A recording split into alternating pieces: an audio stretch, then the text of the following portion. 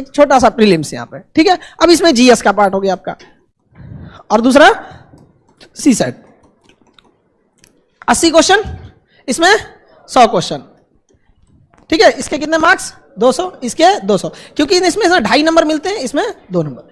तो नंबर्स को हम नहीं क्वेश्चन पे जाते हैं। आप बताइए इसमें कितने क्वेश्चन पे पास हो जाते हैं? 27 क्वेश्चन, क्वालिफाइंग है, इसका नंबर तो ऐड होना नहीं है। ऐड होता है नहीं। अब सोचिए 27 क्वेश्चन नहीं हो रहा है आजकल के लड़कों से, 27 क्वेश्चन। हम पहले पीटी की बात कर रहे हैं, सबसे ज्यादा फेल यही करता है, किसी भी चीज का सबसे ज्यादा फेल यही करता है। इसका एक रीजन है, आप ऐसे सोच के देखिए, प्रीलिम्स में अगर आपको कोई एक क्वेश्चन आ रहे हैं, सपोज हम जीएस की बात कर रहे हैं, तो वो आएगा तो आप बनाएंगे तो उसमें 2 में 2 मिल जाएगा। एक क्वेश्चन सॉल्व किया, आपको कितना नंबर मिल गया? 2 नंबर। मेन नहीं आया तो दोनों गया, नहीं आया तो दोनों गया। मेंस को देखिए थोड़ा उल्टा अप्रोच है, उसमें एक क्वेश्चन सपोज 10 नंबर वाला है। क्या आपको लगता है कि जो लड़का पीटी पास किया होगा वो 10 नंबर का आंसर को अटेम्प्ट करेगा तो उसको 2-3 नंबर नहीं मिलेगा? मिलेगा यहाँ पे। तो वहां आपको एकदम 0 की संभावना नहीं है। आप समझ रहे हैं चीजों को? वहां एकदम 0 की संभावना नहीं है, बस आपको लेखन शैली आना चाहिए। उसकी अप्रोच अलग है और इसका अप्रोच अलग है। तो यहां जो भी सौतेला व्यवहार करेगा सीसेट से, वो भी आपको क्या कर देगा? सौतेला। आपको यहां सीसेट में 3 स्टेप देखने को मिले। एक का क्लास चलेगा वो अलग, प्रैक्टिस सेट होगा वो अलग, और टेस्ट होगा अलग। टेस्ट में हम बन जाएंगे आपके दुश्मन, ठीक है। जब क्लासेस चलेंगे एकदम बाबू की तरह, तुम 2 बार पूछ लो, 3 बार पूछ लो, मन करे तो टीचर्स रूम में जाके दोबारा पूछ लो। प्रैक्टिस चलेगा तो एक आध बार बस डाउट की तरह पूछ सकते हो, और टेस्ट में पूछ दियो तो पिटा जाओगे वहीं पे। तुम टेस्ट में एकदम दुश्मन एकदम। तो उसके लिए सबसे, और कई लड़कों का लगता है कि सर ये इसमें कट ऑफ चले जाएगा। कई इसमें 200 में ना 110 ले आने वाले बैठे हैं सर, 120 ले आ देते हैं, 115, 116 इसे ले आ देंगे। उनसे डरिएगा नहीं, जानते हैं क्यों? डूबेगा इसमें। तो जो कट ऑफ बढ़ाने वाले लोग हैं ना, समझिए, जो प्रीलिम्स का कट ऑफ बढ़ाने वाले बूढ़े बूढ़े लोग हैं, आखिरी अटेम्प्ट वाले, जो इसमें 200 में ले आएंगे से 126 नंबर, 125 नंबर, वो कहां डूब जाएंगे? सी सेट में। इसलिए आप इधर गौर किए होंगे ना कि कट ऑफ ज्यादा नहीं जा रहा है, 95, 95, 97, मतलब 95 कैटेगरी वाइज भी वेरी करता है थोड़ा बहुत 2-4 नंबर। तो आप समझते हैं, तो आप समझ रहे हैं ना, इसका कट ऑफ ज्यादा जाने वाला नहीं है। क्यों? जो कट ऑफ ले जा सकते थे उनके पैर में बांध दिया क्या चीज? सी सेट। अब कैसे हो सकता है? दोनों को तो ऐसा हो ही नहीं सकता आप इक्वल कर ले, दोनों में बेहतरीन हो, ये तो बहुत कम लोग होते हैं। तो इसलिए आपको बैलेंस लेके चलना है, समझ आया कि नहीं? एक से एक देखेंगे ना, उसका खूब पढ़ेगा हिस्ट्री, खूब पढ़ेगा ज्योग्राफी, एकदम दबा के एकदम। तो ऐसा नहीं है कि हिस्ट्री ज्योग्राफी फालतू है, लेकिन इतना समझिए भाई, सी सेट पास करना मजबूरी है आपकी। और सी सेट वो चीज है जो ट्रेनिंग IAS IPS फेल होके चले गए, वो हाल है सी सेट का। जो ट्रेनिंग में थे, जो अपनी रैंकिंग सुधारने के लिए दोबारा एग्जाम में बैठे थे, वो प्रीलिम्स फेल होके चले गए, समझे? क्योंकि इसमें आपको एग्जैक्ट आंसर चाहिए, exact answer, no doubt. GS में क्या है ना, आपका एग्जैक्ट आंसर भी नहीं है ना, तो कुछ कुछ ऑप्शन वगैरह हेल्प कर देते हैं, इसमें कोई हेल्प करने वाला नहीं है आपको। तो अब सीधी सी बात है, आप सी सेट के लिए तैयार है, प्रीलिम्स के लिए तैयार है। जीएस सब पढ़ते हैं, आप भी पढ़ते हैं, सब गिरेंगे, आप भी गिरेंगे। सी सेट कम पढ़ते हैं, आप कम का रिजल्ट भी होता है, आप भी पढ़ेंगे, आपका भी रिजल्ट होगा। इतनी सी बात नहीं समझ में आती है तो पढ़ते रहो, लेके 1857 की क्रांति, नॉन कोऑपरेटिव मूवमेंट, और ये सब जीएस अपनी जगह पे बहुत बड़ा चीज है। रियलिटी यही है कि आप जितना समय जीएस को देते हैं ना, उतना सी सेट को देते ही नहीं है। ये पीटी एकदम क्लियर है? किसी को डाउट? बाकी इतने बच्चे तो है नहीं आप लोग को, जब क्लास स्टार्ट होगा तो सब चलेगा इसमें, हिस्ट्री, ज्योग्राफी, पॉलिटी। और इसमें एक और गलती देखिए, एक तो सी सेट में खड़े गलती करते हैं लोग, ये तो समझ में आ गया, किसी को दिक्कत? यहाँ पे इसका तो पूरा आपका सी सेट की पूरी टीम होगी आपको मेहनत कराने के लिए, ठीक है। क्लास लेने के लिए अलग, प्रैक्टिस के लिए अलग, टेस्ट सीरीज के लिए आपको कोई टीम नहीं होगी, बस वो टीम नहीं होगी, आपकी दुश्मन खड़े होंगे सब पे। किसमें? टेस्ट सीरीज में। उसमें आपको कोई हेल्प करने वाला नहीं, कोई भी नहीं हेल्प करेगा। और नो डाउट ब्रूटली आपको बोल भी दिया जाएगा कि इस बार आपका नहीं होने वाला है। अगर आपका नहीं हो, आप तो हम लोग बाबू भैया कहने वाले नहीं है लोग। आप जीएस में गलती क्या करेगा लोग? देखिए, कुछ पोर्शन छोड़ेंगे लोग आप लोग, करंट लास्ट में पड़ता है, तो जब धीरे धीरे पढ़ते जाएंगे तो 3 महीना 4 महीना तो आपको इस बात पे लग जाएंगे कि अब आप उस लायक हुए हैं। लास्ट में पढ़ेंगे तो यहां डूबेंगे। साइंस एंड टेक का पोर्शन अच्छा खासा डुबा देगा आपको। ऊपर ऊपर पढ़ेंगे, जैसे सर ने बोला कि जनरल साइंस नाम ही चेंज कर देना चाहिए उसका, रियलिटी में नहीं चेंज कर देना चाहिए। नहीं पूछता है जनरल साइंस, वो साइंस एंड टेक पूछता है, लेकिन बोलता क्या है? General science. अब कौन यूपीएससी से को समझाने जाएगा वहां पर? उस मान के बैठा है कि हम टीचर लोग से कंपटीशन में बैठा है वो। अब तो ऐसा लगता है ना टीचर से कंपटीशन में बैठा है। और पीटी में क्या है कि आपका जो पोर्शन अच्छा लगेगा ना, आप उसमें बहुत टाइम देते हैं। याद रखिएगा, रिजल्ट कभी भी आपके अच्छे हिस्सा से नहीं होता है, बल्कि रिजल्ट होता है अपने कमजोर हिस्सा को ठीक करने में, और ये कोई नहीं करना चाहता है। देखिएगा, जिसका मैथ्स अच्छा होगा खूब मैथ्स पढ़ेगा, जिसका हिस्ट्री अच्छा होगा खूब हिस्ट्री पढ़ेगा। अरे यार, तुम्हें टीचर नहीं बनना है, तुम्हें एग्जाम निकालना है, सबको ध्यान देना है यहाँ पे। और बहुत सारे ऐसे सब्जेक्ट है बहुत टाइम लेंगे लेकिन नंबर भी ठीक ठाक देंगे, लेकिन कुछ सब्जेक्ट है कम टाइम लेंगे नंबर भी एकदम सॉलिड देंगे। तो ये गलती नहीं करना है, इक्वल टाइम देना है। मेंस में देखिए थोड़ा बहुत मेंस, अब इसमें क्या हो जाएगा, ऐसे आपका ऐसे, ये आपको क्या लगता है एक दिन में हो जाएगा? एक दिन में कभी नहीं होने वाला आपका। ऐसे में स्ट्रक्चरिंग चाहिए आपको, स्ट्रक्चरिंग। ऐसे आप कुछ भी लिखिए, स्ट्रक्चर फॉर्मेट से होना चाहिए। यार कुछ तो स्ट्रक्चर हुआ होगा ना, कि एक डिस्ट्रिक्ट मजिस्ट्रेट का ट्रांसफर होता है, अगला डिस्ट्रिक्ट मजिस्ट्रेट उस काम को वहीं से उठा लेता है। लेकिन आप में ऐसा कभी नहीं हो सकता कि आप किसी नोट्स को आधा बनाएं और दूसरा कोई आके उस नोट्स को फिर कंप्लीट बना के चल। कभी हुआ ऐसा? स्ट्रक्चर चाहिए उसको, समझिए इस चीज को। एक कोई कोर्ट में मुकदमा चलता है तो उस एक मुकदमे को जब शुरू से लेके फाइनल डिसीजन आता है, इस दौरान 100 जज देख के जा चुके होते हैं। कभी इस जज का ट्रांसफर हुआ, अगला आया, उसके बाद अगला हुआ, डिस्ट्रिक्ट कोर्ट में कोई और सुना, हाई कोर्ट में कोई और सुना, सुप्रीम कोर्ट में कोई और सुना, जबकि उस जज का अपना कोई पर्सनल मामला नहीं है। दिन भर में उसके पास यही सब चीजें आती है। कुछ तो फॉर्मेट है उन लोगों के पास जो इसी फॉर्मेट पे सबको चलना है, वही आपसे ढूंढता है। लेकिन आपको लगता है कि नहीं, ऐसे में केवल नॉलेज चाहिए। नॉलेज के साथ साथ आपको क्या चाहिए? फॉर्मेट चाहिए आपको। आपके पास वो फॉर्मेट होना चाहिए। डे 1 में जैसे ही स्टार्ट होगा, फर्स्ट वीक में ही आपको 2 क्लास ले लिया जाएगा कि फॉर्मेटिंग का, ताकि जब आप न्यूज पढ़ें या कुछ भी करें, डे 1 से लिखना चालू करें धीरे धीरे फॉर्मेट का। समझ में आ रहा है कि नहीं आ रहा है? यहाँ पे 250 नंबर दे देता है। कितना नंबर? अच्छा खासा नंबर दे देता है। और आपने ईमानदारी से बता के देखिए कितना टाइम देते हैं लोग, बहुत कम। ईमानदारी से देखिए। और वो लड़के कहते हैं कि हम यूपीएससी की तैयारी कर रहे हैं। यार तुम्हें खुद नहीं पता है कि कौन सा सब्जेक्ट पे कितना टाइम देना चाहिए। 250 नंबर का मार्क्स है, लास्ट में देता, कहता ऐसे भी करना है। अरे यार तुम्हें तो स्टार्टिंग से होना चाहिए। लेकिन आप भी देखिएगा यूपीएससी के लड़कों की खराबी, वो हिस्ट्री, ज्योग्राफी, पॉलिटी, इकोनॉमिक्स कोई सब्जेक्ट मानता है, मेन सब्जेक्ट यही मानता है उसको, हिस्ट्री, ज्योग्राफी, पॉलिटी, इकोनॉमिक्स। जबकि 250 नंबर ऐसे दिया, भूल गए वहां पे। 1000 नंबर का आपका जीएस 1 2 3 4 ऐसे सेम टू यू कर देते हैं। ये सब कितने का है? 250 का है। ऐसे कर देते हैं सेम टू यू। कौन लिखेगा इतना? यानी जीएस टोटल कितने का हो गया? 1000। अब वो 250। अब इसमें देखिए क्या करेगा, सब गलती। हम आपको गलतियां दिखा रहे हैं। अगर आपको ऐसा लगेगा कि नहीं सर आपको नहीं पता है, हमको ज्यादा आइडिया है, ये गलती नहीं करते, तो आप टोक दीजिएगा। आप देखिएगा गौर से, यहां ऐसे पे ध्यान नहीं देगा। अब जीएस में आते हैं।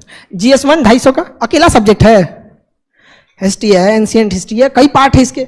जीएस 2 अकेला है नहीं है। जीएस 3 भी अकेला नहीं है। जीएस 4 एथिक्स अकेले। एथिक्स क्या है? अकेले। एथिक्स को भी ऐसा सोचता है एथिक्स भी पढ़ना है, एथिक्स भी पढ़ना। अरे यार तुम्हारा 500 नंबर डुबा दिया तुम यहाँ पे। एक 250 का यहाँ से क्या ले गया? एथिक्स। और 250 नंबर का क्या ले गया? ऐसे 500 नंबर डुबा दिए। आप खुद सोच के देखिए, ये लड़के करते हैं ये गलती, जबकि उनको ये पोर्शन स्ट्रांग रख लेना चाहिए, क्योंकि इसमें सेक्शनल कट ऑफ थोड़ी है। आपको ओवरऑल मेंस का नंबर जो ऐसा थोड़ी होता है कि ऐसे में ज्यादा इसमें कम। यहाँ पे आप ये देखिए, ये वो पोर्शन है जिसमें आप 2 से 2.5 मंथ के क्लास में, मतलब 50-60 क्लास में एक अच्छा मार्क्स ले आ सकते हैं। लेकिन आप इसको कभी वैल्यू ही नहीं दिए। गलती याद रखिएगा, यूपीएससी को फेल करने में, जो एग्जाम में फेल होते हैं, बहुत कम लोगों को यूपीएससी फेल करती है। ज्यादा लोग को टीचर्स और संस्थाओं ने फेल कर रखा है। अजीब चीज में फेल रखा है। आप सौतेला सबसे पूछिए, आप लोग में आप लोग खुद से सोच के देखिए। एक ज्योग्राफी देखिए, हम बात करते हैं ज्योग्राफी का कितना बेहतरीन अप्रोच है, हर जगह काम आता है। जिसका ज्योग्राफी अच्छा नहीं, उसको पता ही नहीं चाहिए। कर्नाटक के युद्ध को वो आज का कर्नाटक समझता है, कर्नाटक वार को आज का कर्नाटक समझता है। वो जहां भी बेंगलोर वाला कर्नाटक, पता ही नहीं उसको किधर है कर्नाटक। ऑस्ट्रिया की लड़ाई किधर हो रही है, वो ऑस्ट्रिया को ऑस्ट्रेलिया समझ रहा है।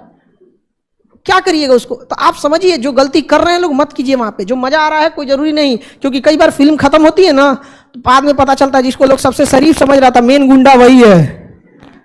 समझा गया ना? तो कभी कभी होता है, जब तैयारी खत्म हो जाएगी, फेल हो जाएंगे, तब समझ में आएगा जिसको सबसे ज्यादा समय दिया वही आपको फेल कराया। तो इन सब चीजों से थोड़ा सा आपको क्या करना है, बच के रहना है। क्वालिफाइंग पेपर आपका एक लैंग्वेज का होता है, एक इंग्लिश का होता है। हमें नहीं लगता है कोई इंग्लिश में क्वालिफाइंग को लेकर कोई कंसर्निंग इशू है। वो सब पास हो जाते हैं, नॉर्मल सा चीज होता है। मुश्किल से मान के चलिए इंग्लिश क्वालिफाइंग के लिए आप 3 क्लास 1 हफ्ता ले लीजिए, उसके लिए भी आपको बहुत ज्यादा का टेंशन नहीं है। यानी आपको पीटी के लिए किस पे ध्यान देना है? सीसैट।